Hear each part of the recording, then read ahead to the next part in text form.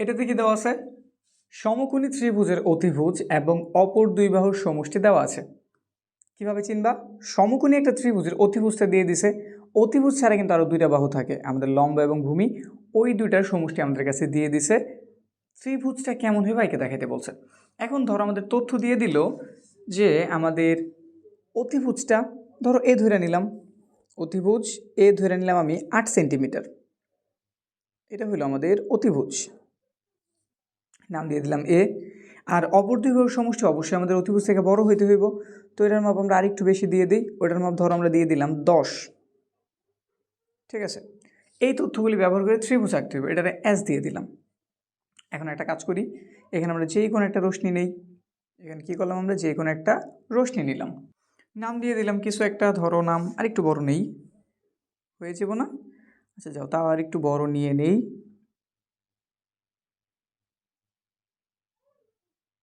ঠিক আছে, এই যে এইটুকু হইব, ধরলাম নাম নিয়ে নিলাম আমরা পি কিউ। যে কোনো রশ্মি পি কিউ থেকে প্রথম কাজই হইব কি, আমাদের যে সমষ্টিটা দেওয়া আছে না, সমষ্টিটা কত দেওয়া 10, ওইটার মাপ একটা অংশ কেটে নেওয়া। তো আমরা এস এর মাপটা নিতেছি, এই যে এখানে বসাইলাম এস এর মাপ মোটামুটি বড়, এই জন্য দাগটা একটু বড় করে নিলাম। পিতে বসে একটা অংশ কেটে নিলাম, এটার নাম দিয়ে দিলাম ধরো সি। যে কোন রশ্মি পি কিউ থেকে দুই বাহুর সমষ্টি যে এস নিয়েছিলাম ওটা সমান করে আমরা পিসি অংশ কেটে নেই। পিসি রেখাংশের পি বিন্দুতে আমি 45 ডিগ্রি অঙ্কন করবো। কত ডিগ্রি? 45 ডিগ্রি। তো এর জন্য প্রথমে আমাদের কী করতে হবে? একটা 90 ডিগ্রি অঙ্কন করতে হইব। তো আমরা এখানে আগে একটা 90 ডিগ্রি অঙ্কন করি। পি বিন্দুতে আমরা মূলত আঁকতে চাই 45, কিন্তু 45 বের করার জন্য প্রথমে আমি আঁকতেছি 90 ডিগ্রি, তারে অর্ধেক করলে কত পাওয়া যাবে? আমাদের 45 বা 45 ডিগ্রি পাওয়া যাব। তো এখানটাতে একটু দাগ দেই,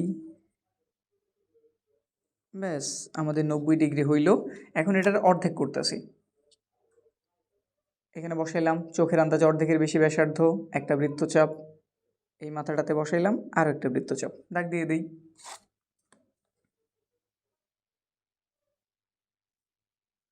এটা তুলনামূলক আমাদের একটু জটিল সম্পাদ্যতেই পড়ে, এই যেটা, তো এটার নাম দিয়ে দিলাম এফ দিয়ে দিলাম। কি করছি আমি? যে কোন রশ্মি পি কিউ থেকে এস এর সমান করে পিসি অংশ কাটছি, পিসি রেখাংশের পি বিন্দুতে আমি 45 ডিগ্রি অঙ্কন করছি, এই যেটা 45, নাম কি? সিপিএফ। এখন তুমি সি এর কেন্দ্র কইরা যে অতিভুজটা নিছিলা না, এর ঋতু নিছিলা, ওইটার মাপ নাও,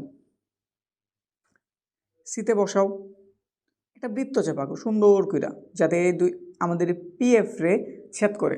কয়টা বিন্দুতে ছেদ করে? দুইটা বিন্দুতে। আমাদের এই যে এইখানটাতে একটা বিন্দুতে ছেদ করছে, এইখানে আরেকটা বিন্দুতে ছেদ করছে। তো একটার নাম আমি ধরো দিয়ে দিলাম এ, আর আরেকটার নাম দিয়ে দিলাম আমি এ প্রাইম। বুঝতে কি পারছি কি করছি? আমি পিসি রেখাংশের পি বিন্দুতে 45 ডিগ্রি অঙ্কন করছি, সিতে এর সমান ব্যাসার্ধ নিয়া একটা বৃত্তচাপ আঁকছি, যাতে সে পি এফ রে দুইটা বিন্দুতে ছেদ করে। একটার নাম এ দিছে আর একটার নাম এ প্রাইম দিছে। এখন একটা সহজ কাজ করবা, তুমি এ থেকে এই পিসির উপর একটা লম্ব আঁকবা, আবার এ প্রাইম থেকে একটা লম্ব আঁকবা। কীভাবে আঁকে?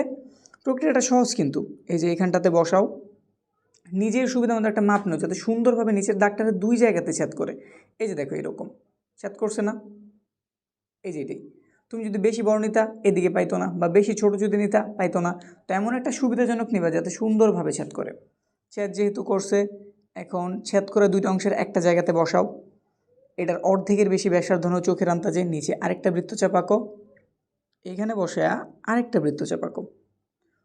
দেখতে হিবিজিবি মনে হইব, কিন্তু একবার যদি তুমি বুঝে, জাস্ট একবার যদি আঁকতে পারো, বিষয়টা এত ইজি মনে হইব, মনে হবে এটার এমন জটিল কি। নাও দাগ দিয়ে দিছি। তো এটার নাম দিয়ে দিলাম এ, ভি দিয়ে দিলাম, লম্বের নাম কি দিলাম এ ভি। এবার আবার এ প্রাইম থেকে এটার উপর আরেকটা লম্ব অঙ্কন করি, এই যে এখানটাতে বসাইলাম, সেমভাবে একটা বৃত্তচাপ আঁকবো যাতে সুন্দরভাবে ছেদ করে, সি এর বাইরে চলে যায়, কোনো প্রবলেম নাই, শুধু সুন্দরভাবে কাটতে হইব। হ্যাঁ কাটছে, এই যে দেখো কাটছে না, এই যেটা কাটছে। তো এখন কাটা অংশের একটা মাথাতে আসো, চোখের আন্দাজে এটার অর্ধেকের বেশি ব্যাসার্ধ নাও, একটা বৃত্তচাপ আঁকো, এখানে বসে আরেকটা বৃত্তচাপ আঁকো, দাগ দিয়ে দাও, সুন্দরভাবে সেট করো। তারপরে এই যে পর্যন্ত, বেশি দেওয়ার প্রয়োজন নেই, এইটুক দাগ দিয়ে দাও। এটা যেহেতু এ থেকে ভি পাইছি, এটার নাম তো এলে এ প্রাইম থেকে পাইছি, যেহেতু বি প্রাইম দিয়ে দিই, কাজ হয়ে গেছে। এখন এই যে সি এর সাথে তুমি শুধু এগুলিরে যোগ করো। তো আমি সি এর সাথে এ প্রাইম রে যোগ করলাম, এই যে করছি, এই যে দেখো একটা ত্রিভুজ পাওয়া গেছে এ বি সি, দেখা যায় তো এই যে আমাদের ত্রিভুজটা। আবার আমি এ প্রাইমের সাথেও সি এর যোগ করতেছি, এখানটাতে সাথেও আমি এখানে কি করলাম, যোগ করলাম।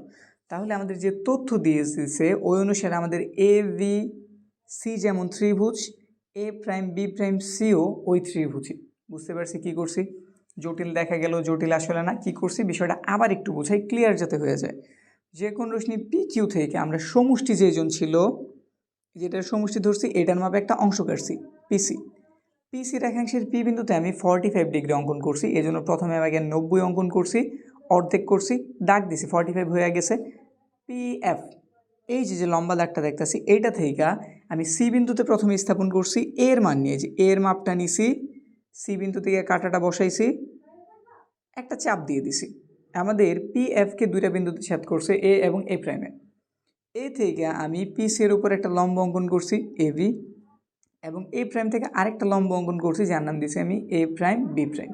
তাহলে এ আর সি এর যদি যোগ করি এখানে একটা ত্রিভুজ পাওয়া যায়, এ প্রাইম সি এর যদি যোগ করি এখানে আরও একটা ত্রিভুজ পাওয়া যায়। এই দুটোটাই আমাদের নির্ণেয় ত্রিভুজ। আমাদের যে তথ্য দিয়ে দিছে এ অনুসারে এটা যেমন ত্রিভুজ, এটা একই ত্রিভুজ। আবার খেয়াল করে দেখো দুটার সাইজও কিন্তু সমান। তো এটার জন্য বিশেষ নির্বাচন দরকার আছে।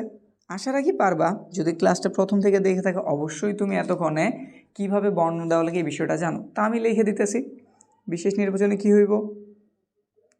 বিশেষ নির্বাচন, বিশেষ নির্বাচনের অংশে ত্রিভুজের, কেমন ত্রিভুজ? সমকোণী। তো লিখলাম সমকোণী ত্রিভুজের, ত্রিভুজের কি দিয়ে দিছে? অতিভুজ।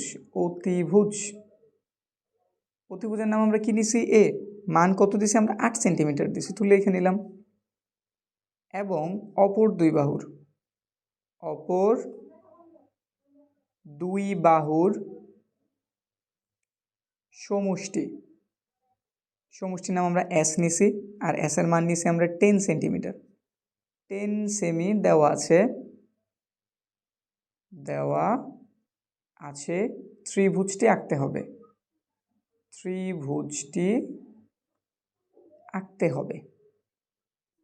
আমরা প্রশ্ন দেখে বিশেষ নির্বাচন লিখতে পারি, তো লিখে দিলাম। এবার হইতেছে আমাদের অঙ্কনের বিবরণ। অঙ্কনে আমরা কি করছি?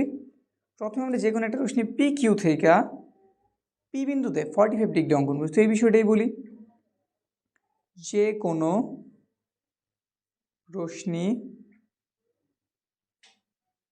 পি কিউ এর, পি কিউ এর পি বিন্দুতে, পি বিন্দুতে আমরা একটা কোণ অঙ্কন করছি, নাম কি? সরি, আমরা একটু কাজ মিস্টেক করছি।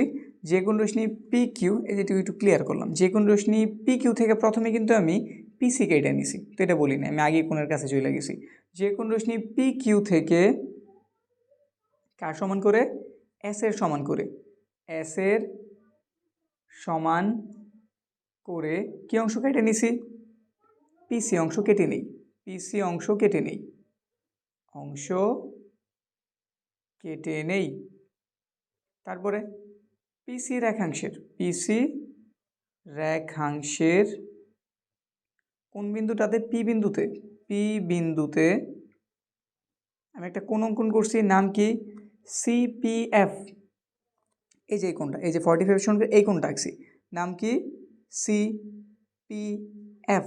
কার সমান করে? 45 ডিগ্রি সমান করে, সমান 45 ডিগ্রি অঙ্কন করি, অঙ্কন করি। এরপরে কি করছি আমি? আমি সি এর কেন্দ্র করছি, তো লিখতেছি সি কে কেন্দ্র করে, সি কে কেন্দ্র করে কার সমান ব্যাসার্ধ নিছি? এর সমান, এর সমান ব্যাসার্ধ নিয়ে, এর সমান ব্যাসার্ধ নিয়ে একটি বৃত্তচাপ আঁকি, একটি বৃত্তচাপ আঁকি যা আমাদের পিএফকে, যা পিএফকে এ এবং এ প্রাইম বিন্দুতে ছেদ করে, এ প্রাইম বিন্দুতে ছেদ করে। এরপর কি করছি? এ এবং এ প্রাইম বিন্দুতে, এ প্রাইম বিন্দুতে যথাক্রমে দুটা লম্ব আঁকছি না, তো এটাই বলে দিই। কি আঁকছি আমরা? একটা লম্ব আঁকছি এবি। কি লম্ব আঁকছি? এবি লম্ব আঁকছি। যথাক্রমে একটু কথা বলতে পারি, যথাক্রমে কার উপরে? পিসি এর উপরে। যথাক্রমে পিসি এর ওপর, পিসি এর ওপর এবি এবং এ প্রাইম ভি প্রাইম লম্ব অঙ্কন করি। লম্ব অঙ্কন করি মানে পুরো বিষয় একদম ক্লিয়ার রাখতেছি কি করতেছি না করতেছি। আমি কি করছি? এ এবং ই প্রাইম থেকে কার উপরে? পিসি এর উপরে দুটো লম্ব অঙ্কন করছি, এ ভি এবং এ প্রাইম বি প্রাইম অঙ্কন করি। তারপর কি করছি? এর সাথে সি এর যোগ করছি, তো এ কমা সি, এবং এ প্রাইমের সাথে আমি সি এর যোগ করছি, সি যোগ করি, ফলে আমি দুটো ত্রিভুজের দেখা পাইছি।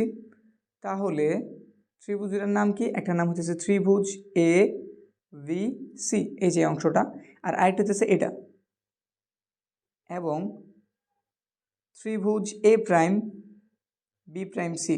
তাহলে ত্রিভুজ এ বি সি এবং ত্রিভুজ A prime B prime C ই নির্ণেয় ত্রিভুজ। নির্ণেয় ত্রিভুজ। শেষ, আমাদের অঙ্কন কমপ্লিট।